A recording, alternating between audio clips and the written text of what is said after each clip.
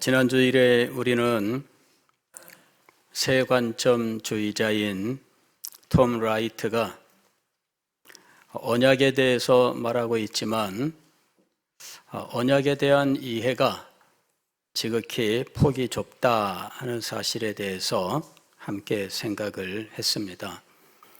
그는 바울의 서신서만을 또 바울의 서신서 중에서도 신학적으로 바울의 서신이다 아니다 논란이 있는 책들은 제거하고 바울의 책이다 인정받는 책들만을 자료로 바울의 신학을 정리했기 때문에 폭이 좁을 수밖에 없습니다. 그리고 바울 자신이 언약에 대해서 성경 전체를 망라하는 이런 설교를 한 적이 없습니다. 왜냐하면 그런 목적으로 서신서를 쓴 적이 없거든요.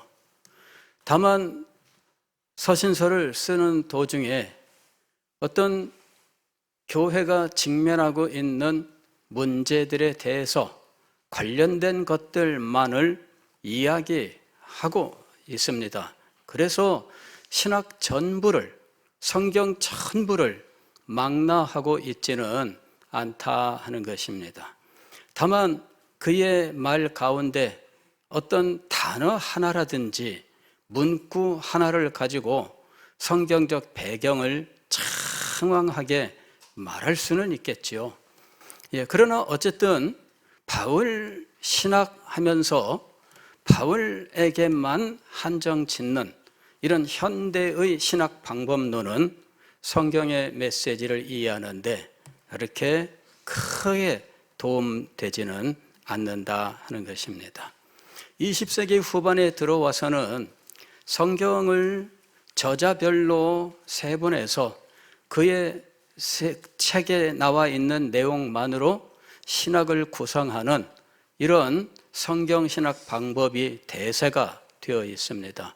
그래서 신약성경 전부를 말하는 신학이나 신구약 성경 전부를 말하는 신학은 과거의 신학으로 다 몰아붙이고 현재 와서는 아주 좁은 분야만 연구하는 상황이 되어 있습니다. 이게 이제 자유주의 신학의 발달 속에서 이제 이 편집 비평이라고 하는 것이 나온 이후에 이런 경향이 두드러지게 되었습니다. 편집 비평이라고 하는 것은 저자가 특별한 의도를 가지고 그 책을 썼다라고 하는 것입니다. 과거의 자유주의는 한 저자가 있으면 그의 책이 저자의 온전한 몫이 아니라 그냥 수없이 많은 저자들의 그냥 짜집기 이런 식으로 주장을 한 거지요. 그래서 성경을 조각조각 내서 이거는 저자가 누구고 이 쪼가리는 저자가 누구고 하나의 책인데 저자를 수없이 분별해 내는 이런 시도를 한 것이죠. 그래서 늘 비판은 네가 어떻게 저자가 누군지를 알 수 있느냐, 한 구절 한 구절 잘라내어 가지고 이 저자는 누구, 이 저자는 누구 그렇게 말할 수 있느냐, 이런 반론에 대하여 시원한 답을 할 수가 없었습니다. 그냥 내가 보기에는 다른 사람 말인데 이거 이렇게밖에는 답이 나올 수가 없어요. 그래서 논문을 쓰는 사람마다 이거는 저자가 누구고 이건 저자가 누구고 심지어는 한 단락 속에 있는 말조차도 저자를 여러 사람으로 나누어 놓는 이렇게 찢어 발기는 이런 식의 연구를 한 겁니다. 이런 연구의 한계를 느끼고 성경 한 권 전부가 창세기면 창세기, 로마서면 로마서, 빌립보서면 빌립보서 이 한 권 한 권이 완결된 저자의 신학을 담고 있다. 이러면서 이 저자는 여러 자료들을 수집하여 정리했더라도 저자가 가지고 있는 관점을 가지고 신학 사상을 가지고 자료들을 분류하고 이 자료들을 정리해 나갔기 때문에 어떤 것을 갖다가 넣었더라도 최종적으로 그 의미는 저자에게서 나오는 것이다. 이제 이렇게 주장한 겁니다. 그 상당히 과거의 잘못을 넘어서는 아주 신선한 방법론이 되었습니다만은 문제는 무엇이냐면은 그러다 보니까 책 한 권을 가지고 저자의 세계 전부를 말할 수 있다라는 상황이 돼버린 겁니다. 결국은 이 톰 라이트도 바울에 대한 새 관점을 주장하기 시작했는데 바울 서신만을 그 중에서도 신학적으로 바울 서신이라고 다 같이 동의하는 책들만을 근거로 바울 서신 신학을 이야기하기 때문에 이 신학이 지극히 편협할 수밖에 없다는 것입니다. 바울이 신학의 모든 내용을 자기가 균형 있게 가지고 있었다 할지라도 편지를 쓸 때에는 문제에 대한 이야기를 하는 것이기 때문에 전체를 균형 있게 제시하는 것이 아니라 그 중에 문제되는 부분들만 다루는 겁니다. 그래서 문제를 다룬 부분들만을 놓고 보면 그것이 그의 신학 전부를 나타내지는 못한다라는 한계가 있는 겁니다. 그런데 그 한계를 채우기 위하여 이 부족한 부분들을 어디서 채울 것이냐, 이런 문제가 등장하는 겁니다.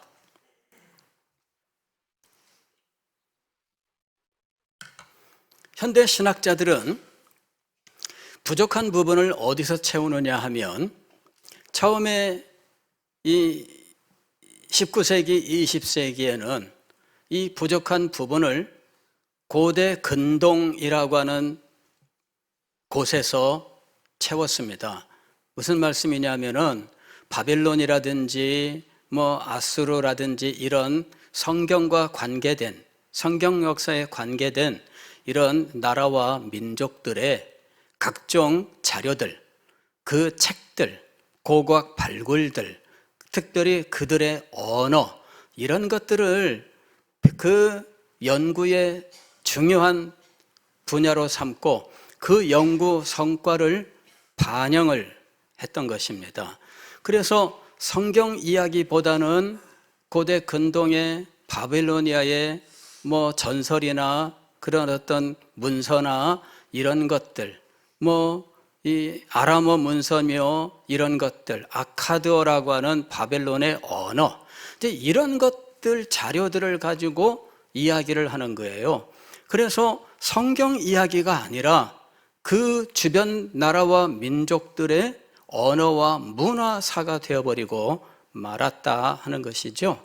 한때는 또 헬라의 이 문화들의 연구를 통해 이제 헬라어의 역사적인 의미 변천, 헬라 문헌들을 총동원을 해서 단어마다 이 역사적인 문헌들의 의미 변천, 이런 것들을 사전으로 편찬하고 이 사전의 근거를 두고 이제 성경을 해석하는데 그냥 단어, 의미, 나열 이렇게 돼버리고 말았던 거예요. 그래서 이 성경 연구하는데 과거에 어떤 목사님들은 이 단어는 헬라어 뭔데 이 단어는 무슨 뜻이고 무슨 뜻이고 무슨 뜻이고 무슨 뜻이고 하면서 그 헬라어 단어의 뜻만 10개, 20개씩 말하는, 그게 성경 강해가 돼버리는 일들도 있었던 겁니다. 왜냐하면 그것이 성경 연구의 중요한 방법이 됐던 시대가 있었고 그 자료들이 나와서 그걸 가지고 말하면 공부를 많이 한 사람처럼 보일 수 있었기 때문입니다. 여러분, 빠진 고리를 어디에서 찾아야 할까요? 빠진 고리는 성경에서 찾아야 됩니다. 그런데 이상하게도 성경을 연구한다고 하는 이 사람들은 학자만 되면 빠진 고리를 성경에서 찾는 것을 포기하고 그걸 그렇게 싫어하는 거예요. 그게 이해가 되지를 않습니다.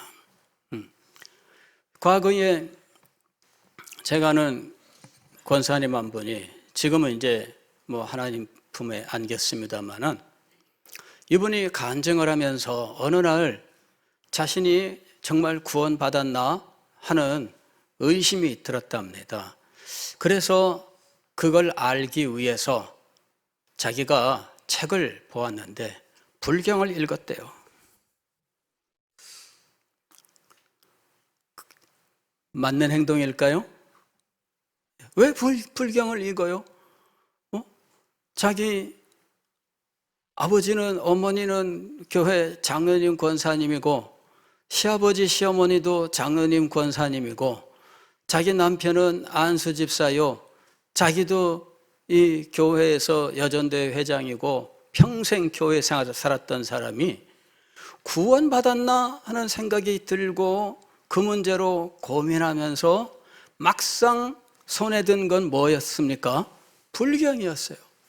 이래가지고 불경을 읽어 나가다가 어느 순간 가만히 있자, 하나님이 나를 구원하셨나 하는 사실을 알기 위해서는 불경을 볼 것이 아니라 성경을 봐야 되는 거잖아. 여러분, 우리가 생각하는 그 당연함을 어떤 사람들은 특별한 순간에 혼동할 수가 있습니다. 그래서 이분이 불경을 읽다가 내려놓고 성경을 읽어 나간 거죠. 창세기 1장 1절부터 성경을 읽어 나가다가 로마서 8장 5절에 8장에 가서 그가 깨달음을 얻은 거예요. 그가 로마서 5장에서 깨달음을 얻은 거예요. 하나님께서 우리가 아직 죄인 되었을 때에 그리스도를 우리에게 보내셨다. 그 사실을 하나님께서 독생자도 아끼지 아니하시고 주셨다.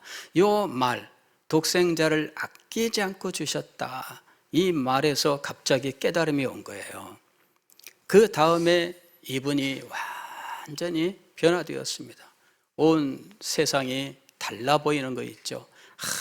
아주 밝고 깨끗하고 모든 사물들이 찬란하게 빛을 내고 창문 밖에 정원의 꽃들이 화사하게 피어나는데 바람이 불어올 때 너무 신선하고 아름다웠더라. 그분은 하나님 부름을 받아 갈 때까지 완전히 변화된 삶을 살았습니다. 정말 알기 위해서 무엇을 봐야 되었을까요? 불경일까요? 아닙니다. 그가 성경을 보고 성경에서 마침내 하나님의 구원의 사랑을 깨닫게 된 겁니다. 학자들도 마찬가지예요. 박사학위를 몇 개를 가졌던, 세계에서 어떤 박사로서 존경을 받던 그 사람이 성경을 연구한다면 이렇게 편협하게 연구해서는 안 되고 엉뚱한 자료를 가지고 연구해서는 안 되는 거예요.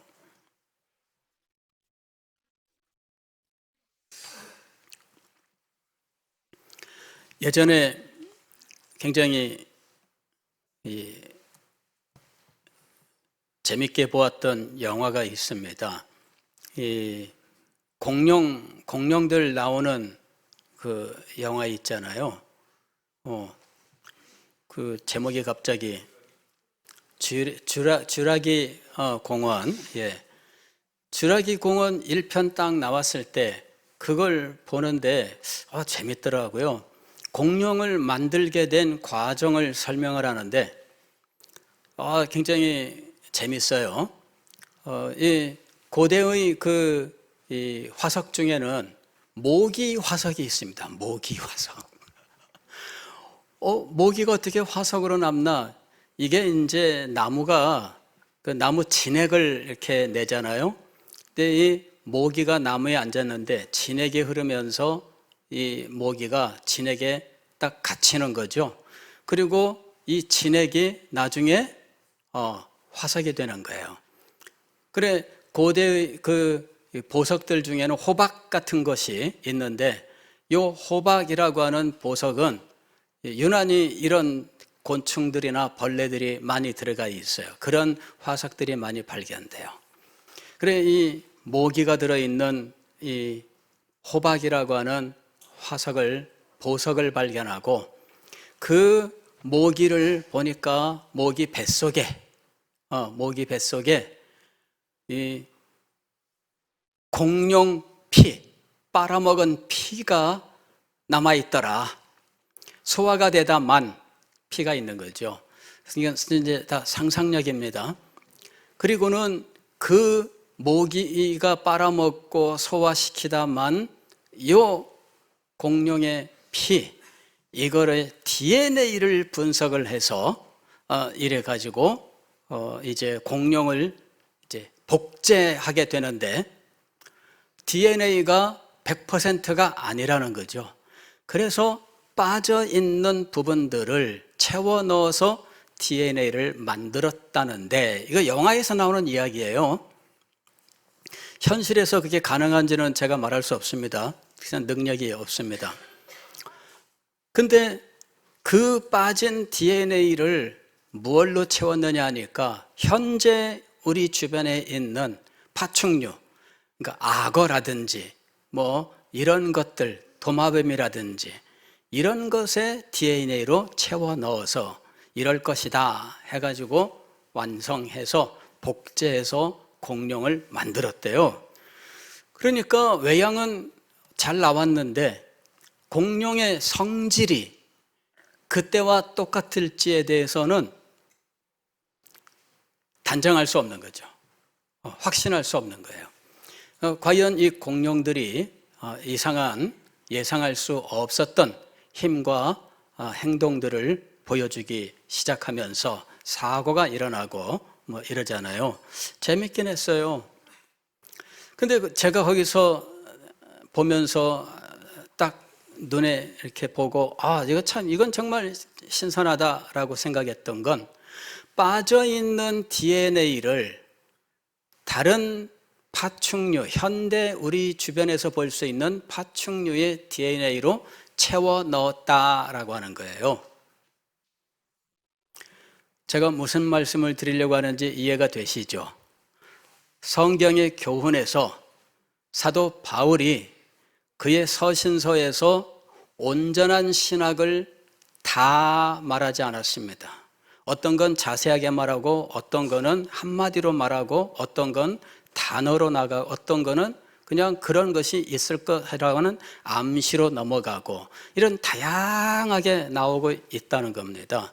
그럴 때 이것을 어떻게 하느냐, 다른 자료를 가지고 채워 넣어서 완성하는 일이 있다는 것이죠. 이것이 현대의 신학입니다.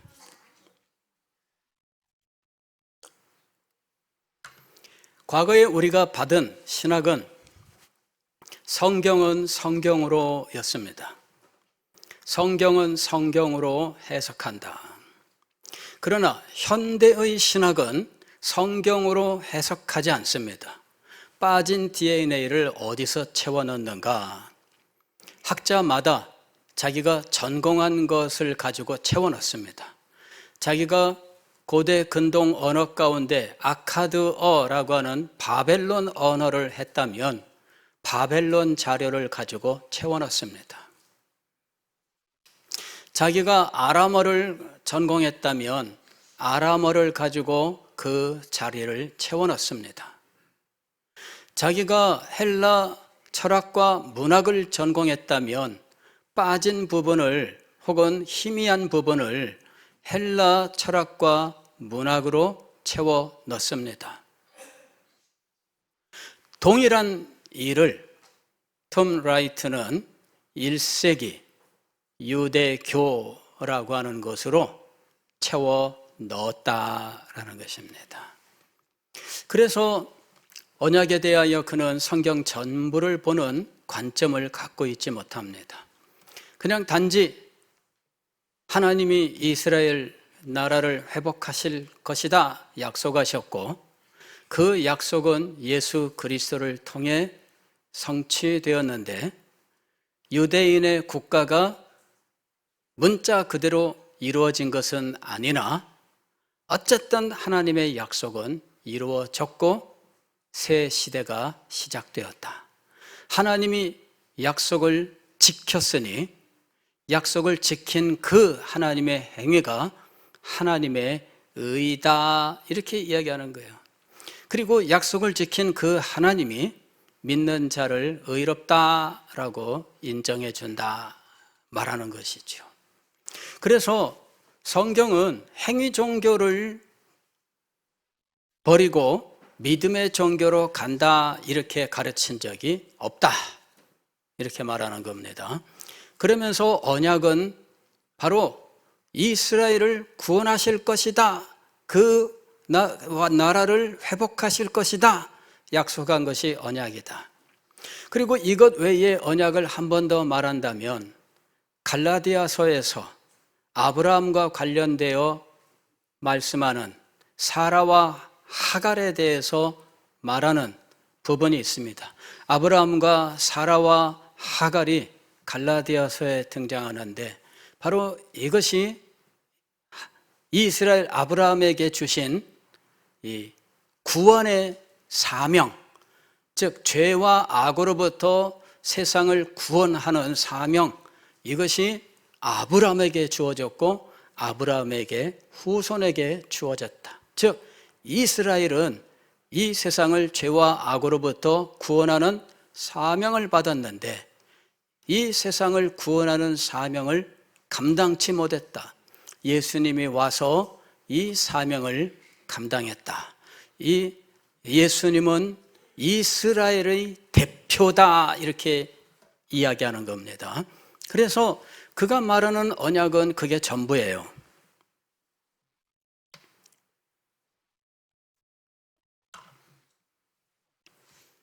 성경을 보면 그것만이 언약이 아닙니다. 언약은 그것보다 훨씬 많고, 아니 성경 자체가 언약으로 우리에게 주어져 있습니다. 성경의 시작부터 끝까지가 하나님의 언약으로 되어 있습니다. 그래서 하나님은 시대마다 하나님의 뜻을 언약으로 계시하시고 그 언약을 붙들고 살아가게 하셨습니다.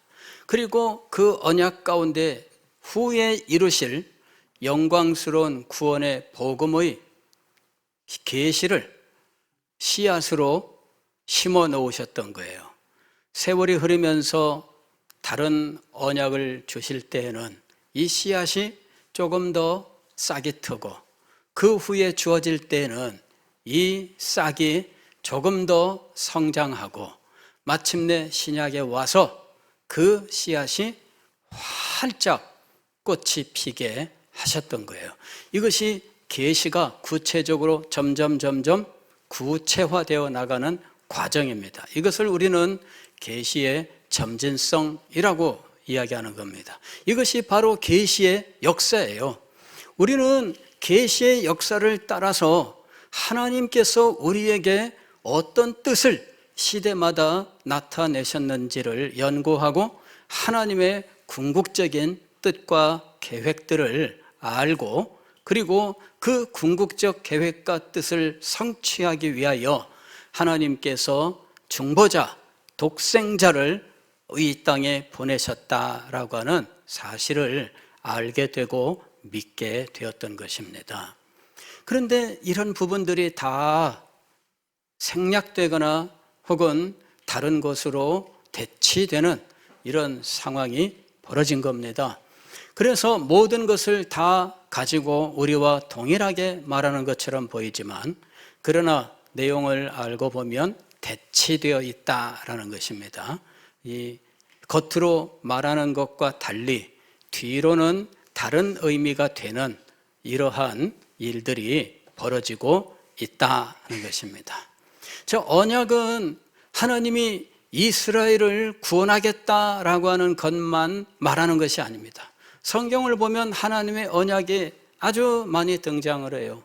지난주에는 제가 창세기 2장의 말씀을 가지고 행위 언약에 대해서 여러분들에게 말씀을 드렸습니다.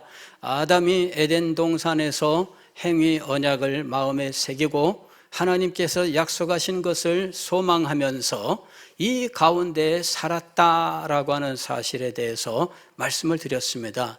그런데 불행한 것은 그가 약속을 끝까지 붙들지 못했던 것이지요.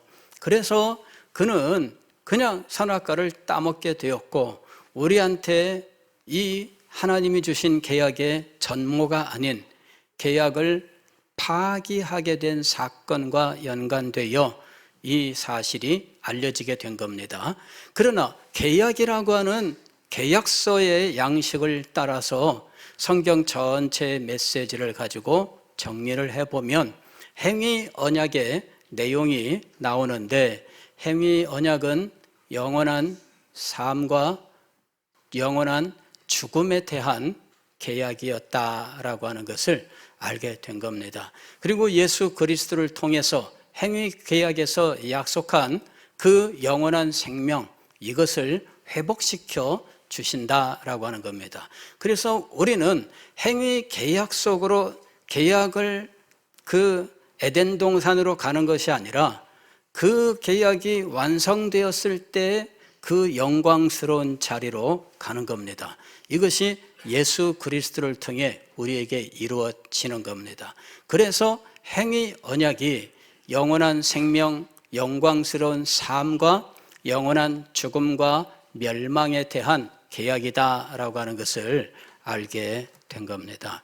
창세기 3장 15절을 보면 아담과 하와가 타락한 후에 하나님께서 그들을 정죄하시는데 그럼에도 불구하고 하나의 약속을 주십니다. 여자의 후손의 약속을 주십니다. 여자의 후손이 뱀의 후손의 머리를 밟을 것이다 라고 여자의 후손의 약속을 주셔요. 우리는 이것을 원복음, 즉 굉장히 원시적 형태로 주신 복음이다 이렇게 이야기를 합니다. 자, 이 원복음은 하나님께서 약속으로 주신 겁니다. 하나님께서 아담과 타락한 인간 이 아담과 세운 새로운 언약이었습니다. 이것은 새 언약하에 그 빛을 가지고 있습니다. 아니, 씨앗을 가지고 있습니다. 그래서 이것을 원복음이라고 말하는 것입니다. 이 언약은 아담과 하와에게 새로운 소망이 되었어요. 그래서 아담과 하와가 에덴 동산에서 쫓겨났지만 마음속에 이 창세기 3장 15절 하나님의 말씀, 원복음이라고 부르는 것을 마음에 새기고 살아갔습니다. 여자의 후손이 임하는 것을 소망하면서 살아간 거예요. 언약은 마음속에 소망을 줘요. 그래서 이 소망 가운데 하나님의 약속을 붙들고 살아가는 겁니다. 여러분, 이게 그 사람의 삶을 규정한다라는 말의 의미예요. 여기 오늘 말씀의 제목은 언약은 하나님 나라 백성의 삶을 규정한다 그랬는데 언약 때문에 이 사람이 언약을 마음에 새기고 이것을 소망하며 살아가는 것을 의미하는 겁니다. 과거에 제가 아는 어떤 분이 굉장히 어려운 삶을 살았습니다. 집도 없고 그런 분이었는데 어느 날 이 아파트를 분양을 받게 되었어요. 해운대 장산에 아파트 그때 막 짓는다 그럴 때 이분이 거기에 아파트 하나를 분양을 받게 되었습니다. 이분의 삶이 바뀌었어요. 돈이 있어서 아파트 마련한 거 아니거든요.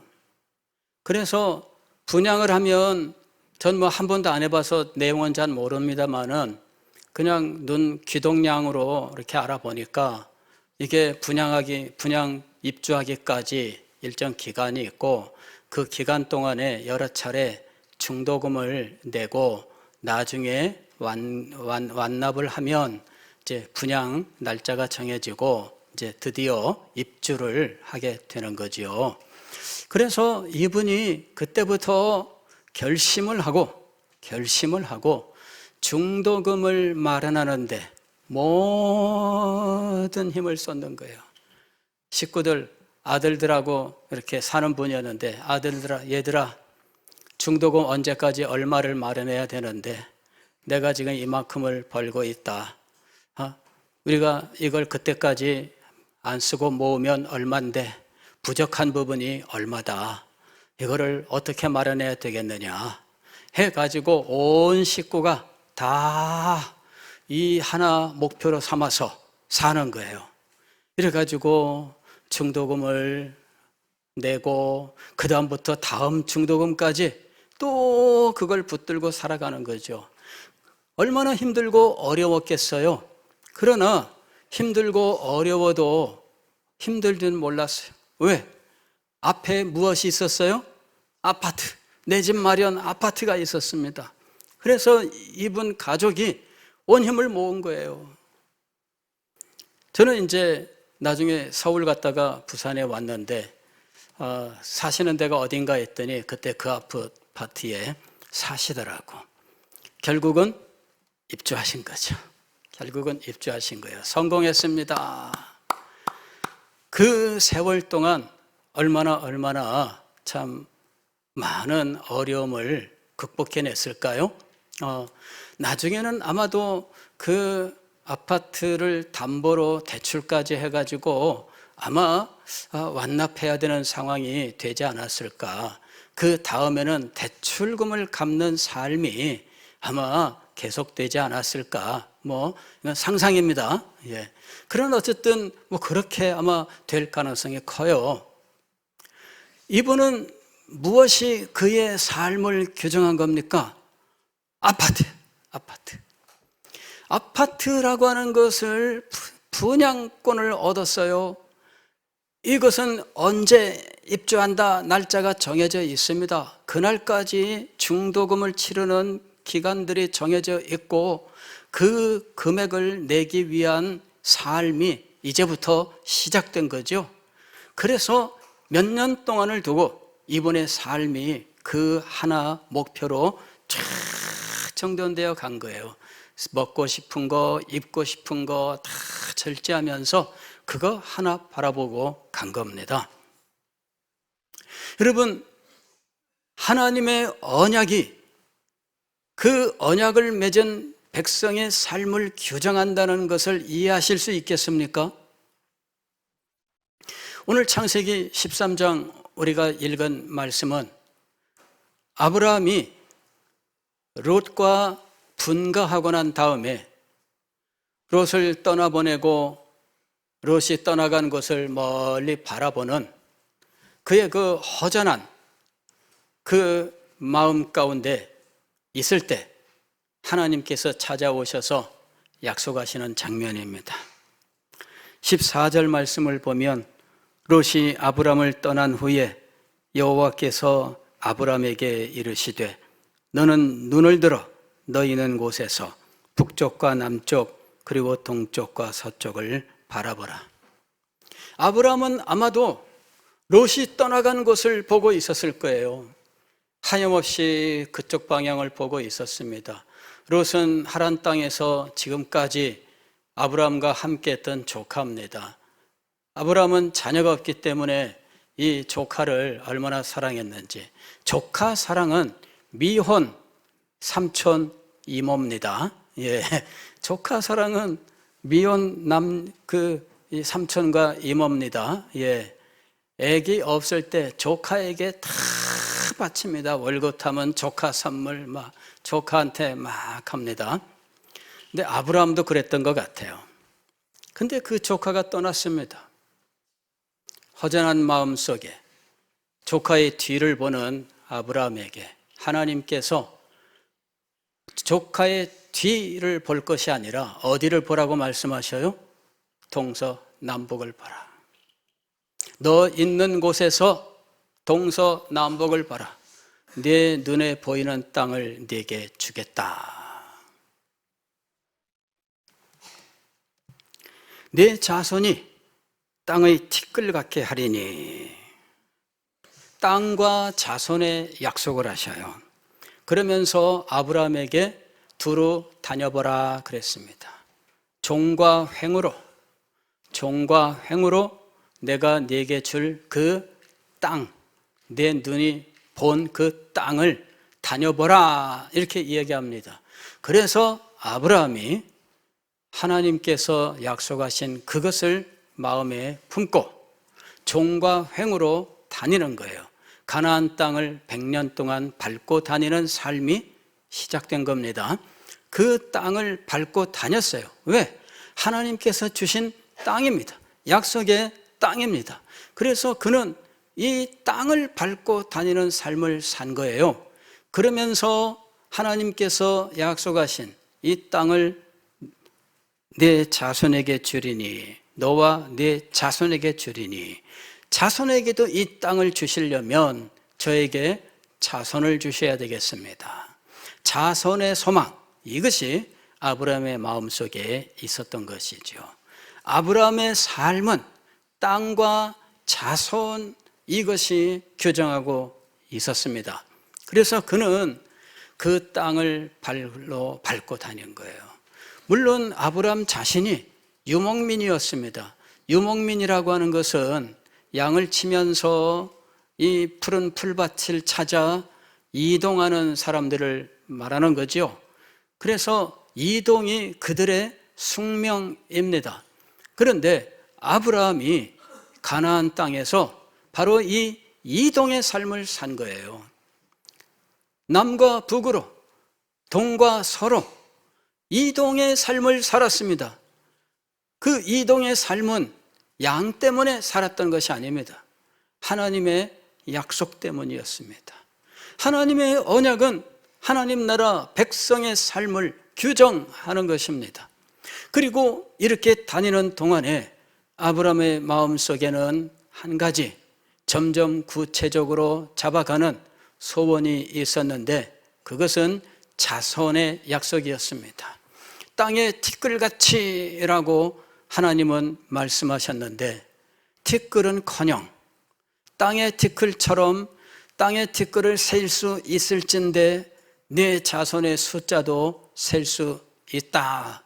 그러면 엄청나게 자손이 많다는 얘기인데 자기한테는 자손이 없습니다. 생각해 보니까 롯 떠나갔죠. 남아있는 사람은 다메섹인 엘리에셀인데 이거 자손 안 주면 엘리에셀이 상속자가 될 상황입니다. 하나님께서 약속을 하셔요. 창세기 15장을 보게 되면 저는 자손이 없습니다 이렇게 이야기하는 것은, 이거는 하나님의 약속에 대하여 하나님께 지금 말씀드리는 거예요. 하나님, 내 자손에게 땅을 주겠다고 하셨는데 저는 자손이 없습니다. 롯도 떠나갔죠. 롯이 소돔 고모라성에 소돔성에 있다가 포로로 붙잡혀 가고 아브라함이 군대를 이끌고 가 구원을 했는데 롯은 여전히 소돔으로 가버리고 말아요. 얼마나 답답하고 안타깝습니까? 그때 하나님이 아브라함에게 나타나셔서 나는 너의 상급이다 라고 말씀하셨을 때, 하나님, 상급도 좋지만 저한테는 자손이 없습니다. 지금 있는 사람도 다메섹인 엘리에셀이 가만히 있으면 이 사람이 상속자가 될 상황입니다. 하나님께서 아브라함을 밖으로 데리고 나가셔서 하늘의 별을 보게 하셨어요. 그리고 네 자손이 이 별과 같이 많으리라 하고 말씀하셨어요. 아브라함이 이것을 믿음에 하나님께서 이를 그의 의로 여기셨더라. 아브라함은 하나님의 약속을 믿었는데 어떤 약속이었어요? 자손의 약속이었습니다. 그리고 하나님께서는 그때 아브라함에게 언약식을 구체적으로 거행하도록 명령하십니다. 그래서 아브라함이 제물을 갖다 놓고 이제 이 제물을 하나님 앞에 드리는 거예요. 하나님이 나타나실 때까지 기다립니다. 아직 하나님이 나타나지 않는데 서울개가 와서 재물을 채가려고 하니까 아브라함이 쫓아내요. 그리고 해가 저물 무렵에 마침내 하나님께서 임하십니다. 어떻게 임하셨을까요? 성경에는 안 나와 있지만 불로 임하신 겁니다. 그래서 재물을 불태우시는 거예요. 그리고 나서 하나님께서 아브라함에게 말씀하십니다. 창세기 15장 17절 보면 해가 져서 어두울 때에 연기나는 화로가 보이며, 하나님께서 마련하신 거예요. 타는 횃불이 쪼갠 고기 사이로 지나더라. 그리고 하나님이 약속하십니다. 그날에 여호와께서 아브람과 더불어 언약을 세워, 그러면서 땅과 자손의 약속을 주셔요. 내가 이 땅을 애굽 강에서부터 그 큰 강 유브라데까지 네 자손에게 주노니. 아브라함은 마음속에 하나님의 약속, 하나님의 언약을 새깁니다. 하나님은 언약식을 통하여 아브라함이 준비한 이 제물을 하나님께서 내리신 불로 태워 이 언약식을 거행하십니다. 그렇게 해서 다시 한번 땅과 자손의 약속을 확실하게 도장을 찍으셨습니다. 아브라함은 그의 평생 동안 이 약속을 붙들고 살았던 겁니다. 언약이 하나님 나라 백성의 삶을 규정한다라는 것입니다. 이 원리를 우리가 알아야 됩니다. 오늘도 우리가 하나님의 언약의 백성으로 이 세상을 살아간다면 하나님의 언약을 알아야 돼요. 왜냐하면 하나님의 언약을 알지 못하면 그 삶을 바로 살 수가 없기 때문입니다. 여러분, 아까 제 아는 어떤 분 아파트 당첨되고 입주하기까지의 소망, 그리고 헌신, 그 희생, 이런 것들에 대해서 말씀을 드렸죠. 우리들에게 언약은 그와 같은 역할을 하는 겁니다. 우리는 언약의 백성으로 이 세상을 살아갈 때 언약의 내용을 구체적으로 알고 그 내용이 우리의 마음에 새겨져 이에 대한 소망, 이에 대한 기쁨을 가지고 헌신의 삶을 살아야 하는 것입니다. 이것이 언약의 의미인 것입니다. 기도하겠습니다.